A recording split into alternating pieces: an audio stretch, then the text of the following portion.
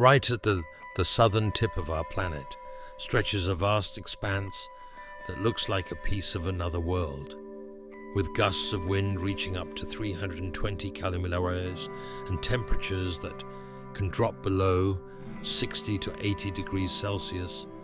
This place seems to reject the presence of life. Here, there are no trees, no fertile soil, not even summer nights or winter days as we normally know them. The sun can shine without setting for months, only to disappear completely during the cold season, leaving this land in total, eerie darkness. This place is called Antarctica, a white continent frozen all year round, holding about 70% of the world's fresh water in solid form. The continent stretches over 14 million km², where almost its entire surface, around 98%, is covered by ice. This ice layer is not only thick, but also an ancient legacy, preserving secrets of the Ice Age for millions of years. The silence of Antarctica does not mean emptiness. As winter approaches and the sun slowly vanishes from the sky, emperor penguins, black and white, move like waves. They embark on journeys of tens of kilometers towards their breeding grounds. These are not at the coast, but deep inland, across frozen plains that stretch seemingly without end. Emperor penguins are the only bird species that breed during the Antarctic winter. They must walk up to 100 kilometers across cracked ice fields, blasted by polar winds. When temperatures drop to 60 degrees Celsius and snowstorms strike unexpectedly, they continue steadily in large groups, moving slow but determined. During the breeding season, the females lay only a single egg. But as soon as the egg is laid, one of the greatest dramas begins. It all begins here. The female, having exhausted most of her energy laying the egg, hands it over to the male. She then returns to the distant sea at the edge of the continent to feed and replenish her strength. Meanwhile, the male remains standing still, balancing the egg between his feet, covered by a warm layer under his belly called the brood pouch. For almost 2 full months, the male demonstrates responsibility and unwavering loyalty. They eat nothing, surviving solely on the remaining fat in their bodies, facing snowstorms, total darkness, and extreme temperatures capable of freezing metal. They stand together in tight-knit groups, forming formations to keep each other warm. When the wind blows, they rotate, taking turns standing on the outside and inside, like soldiers, guarding their watch. In protecting this single precious egg, the male wagers his life for the next generation. For if the egg falls onto the ice, the embryo inside will die within minutes. Thus, the male's struggle is not merely a test of physical endurance, but a life or death gamble for an unborn child. As time runs out and the male's energy reaches zero, the egg finally hatches. It is an overwhelming moment of joy for the father. He has not only continued the thread of life for the next generation, but also successfully safeguarded the immense trust entrusted to him by the female. The tiny chick, not yet fully feathered, is incredibly vulnerable. Yet, as if orchestrated by nature itself, the mother returns from the sea carrying food stored in her throat. She recognizes her mate among thousands of other penguins through his unique call. Their reunion becomes one of the most emotional scenes in the animal kingdom. After nearly 2 months of waiting, struggle, and complete surrender, the mother can finally gaze at her chick with relief. In this moment, the weakened father hands over the only chick, and the mother provides the first much-needed meal. The baton of life is passed. The father, who has sacrificed everything, can now return to the sea to survive. The young penguins grow up in small groups called creches, where they learn to walk, maintain body heat, and slowly discover the harsh world of ice around them.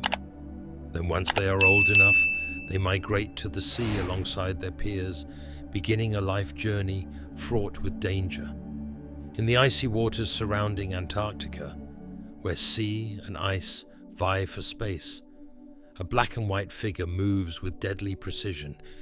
It is not just a killer, but a maestro feared by all.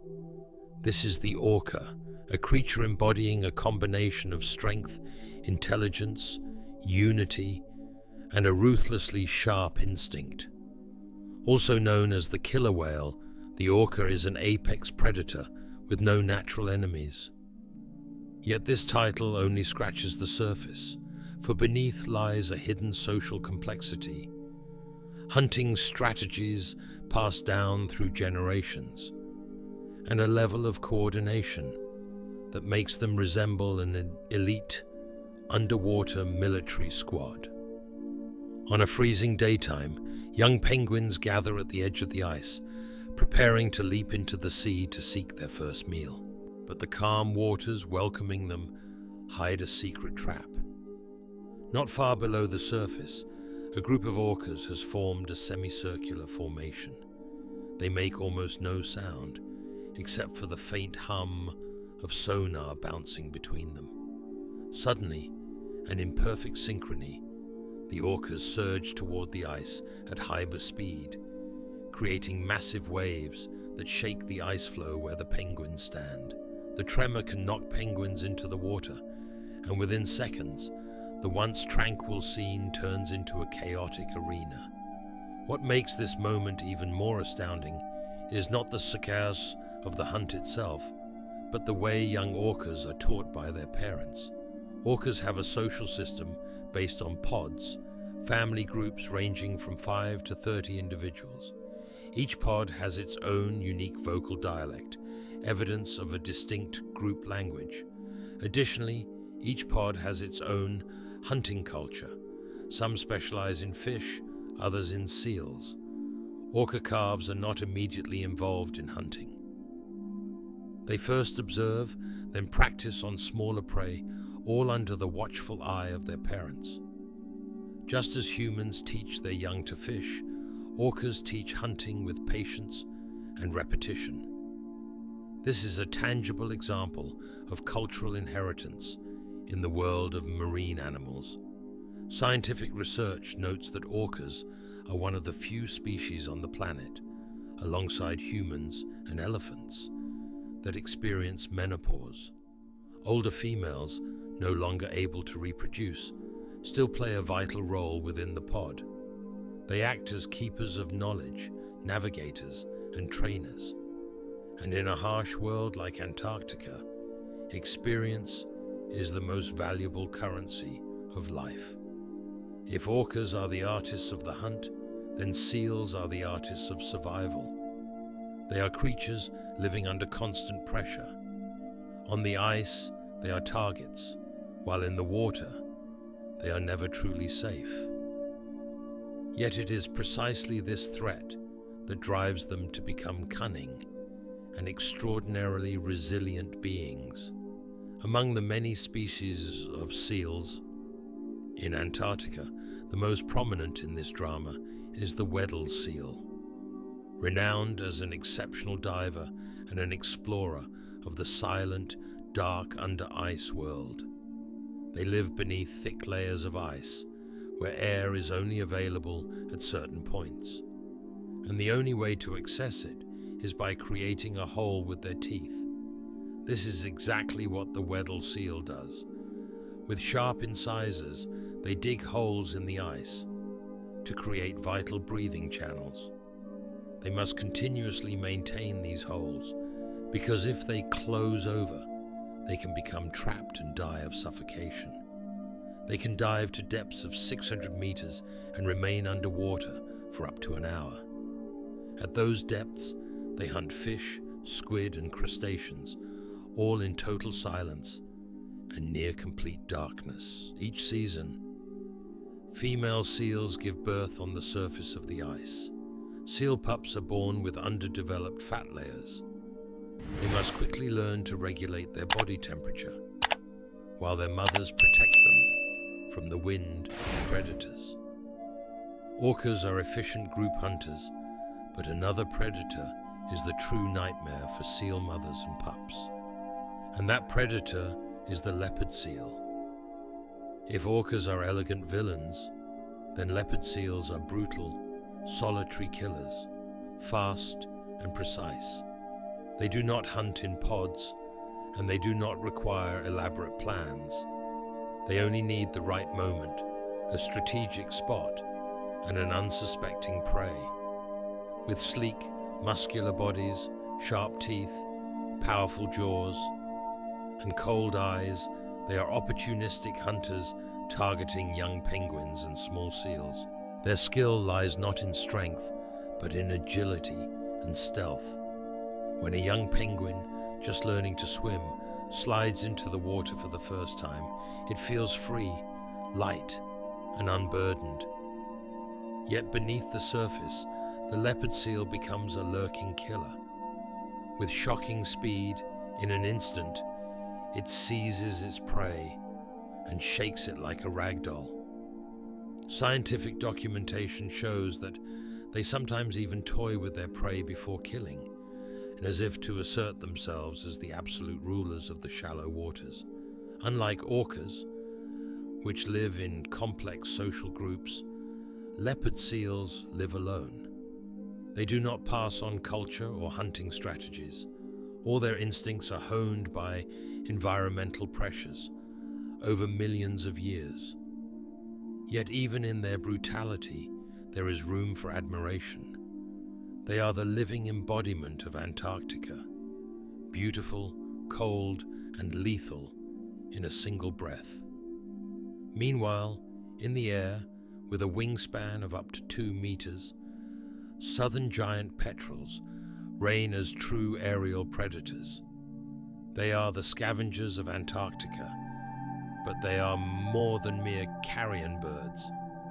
With sharp, hooked beaks and powerful talons, they can kill penguin chicks, peck out eyes, and drag carcasses away from their prey. They follow penguin colonies from above, waiting for storms to disrupt protective formations, or for a chick to fall behind the group. Like orcas, they care for their young. Parent petrels will fly long distances to find food, returning to their cliffside nests with drops of high-fat, nutrient-rich oil to feed their chicks. They must also protect their nests from extreme temperatures, storms, and competition from other predators. The petrel is a paradox of Antarctica, fierce yet full of responsibility, wild but gentle with its young. Elsewhere, beneath the ice layers and the roaring winds, life hides in ways that are unimaginable. Far below the cold, dark waters of Antarctica, thousands, millions, even billions of tiny creatures swim together, forming vast clouds of pale red, moving in silent rhythm. They may seem like insignificant particles, yet in truth, they are the heartbeat of the southern polar ecosystem. These are krill, tiny creatures no larger than a human finger, yet with a role as vast as the world itself. Antarctic krill are small shrimp-like species that serve as the primary food for almost every large animal in the region. From emperor penguins, seals, fish, and seabirds, to the blue whale, the largest creature on Earth, reaching lengths of up to 30 meters and weighing more than 150 tons. They survive by filtering and consuming krill. Every summer, krill swarms migrate in staggering numbers, forming living masses stretching several kilometers. In just 1 cubic meter of water, there can be over 30,000 individual krill. They feed on phytoplankton and algae growing beneath the ice. Sunlight touching the ice surface allows algae to grow, and from the algae krill thrive. From krill, all large life gains its strength. We have met the main characters shaping this extraordinary drama. The Emperor Penguin, with epic love and sacrifice. The Orca, a cunning villain, killing with strategy. Seals, relentless prey. Leopard seals, lethal solar hunters. The Petrel, ruthless yet responsible. And Krill, seemingly insignificant yet holding the key to all life. Through all this, we understand that Antarctica is a theater of life, a place where every animal has its role and every interaction carries meaning. In this frozen world, life does not thrive through gentleness, but through resilience. This continent does not give second chances. A penguin that returns late to its chick, a seal that fails to find an air hole, a whale that cannot locate a krill swarm. Any of them can die. Yet it is precisely because of the harshness of this world that we witness pure struggle, raw beauty, and extraordinary wonder.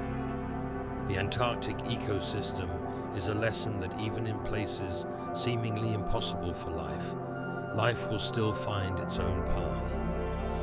Not because of the gentleness of the environment, but because of the courage of small and large creatures that continue to adapt, cooperate, protect, and carry on the eternal cycle of life.